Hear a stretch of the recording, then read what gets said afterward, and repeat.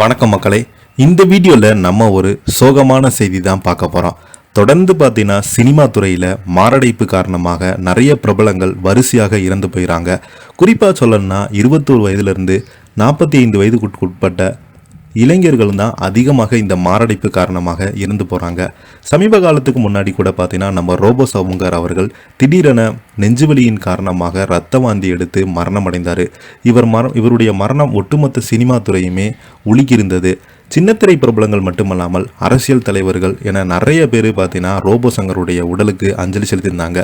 இந்த நிலையில் பார்த்தீங்கன்னா நேற்று விஜய் டிவி கலக்கப்போவது யாரு சீசனில் நடுவராக பணியாற்றி வந்த நடிகையுமான ஆர்த்தி கணேசுடைய தந்தை நேற்று இரவு தூக்கத்திலேயே மாரடைப்பு காரணமாக இறந்து போயிருக்கிறாரு. இவருடைய மரணம் ஒட்டுமொத்த சினிமா துறையுமே ஆர்த்தி கணேஷ் அவங்களுக்கு நிறைய பேர் இரங்கல் தெரிவிச்சுட்டு வராங்க, ஆறுதலும் சொல்லிட்டு வராங்க. இந்த நிலையில் பிரபல ஆஸ்கார் விருது பெற்ற கதாநாயகி திடீரென காலமாயிருக்கும் செய்தி ஒட்டுமொத்த சினிமா துறையுமே ரசிகர்களையுமே உலகமெங்கும் இருக்கும் ரசிகர்கள் பார்த்தீங்கன்னா இவங்களுக்கு தன்னுடைய இணையதளத்தின் வாயிலாக இரங்கல் தெரிவிச்சிருக்கிறாங்க.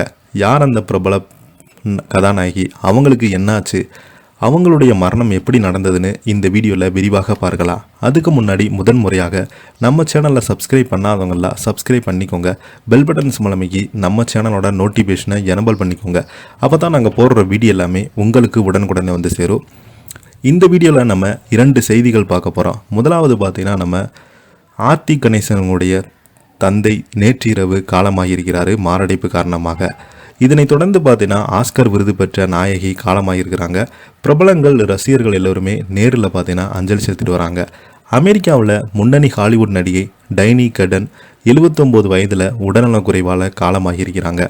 1970ஆம் ஆண்டு திரைப்பட உலகில் அறிமுகமானவங்க தனது சிறந்த நடிப்பால் உலகம் முழுவதும் ரசிகர்களை பார்த்தீங்கன்னா கவர்ந்தாங்க. தி ஹேட்ஃபாதர், தி ஹாட்ஃபாதர் பார்ட் 2, அணிகள், crimes of God, Manhattan, summer camp உள்ளிட்ட பல்வேறு வெற்றி படங்களில் நடிச்சிருக்கிறாங்க.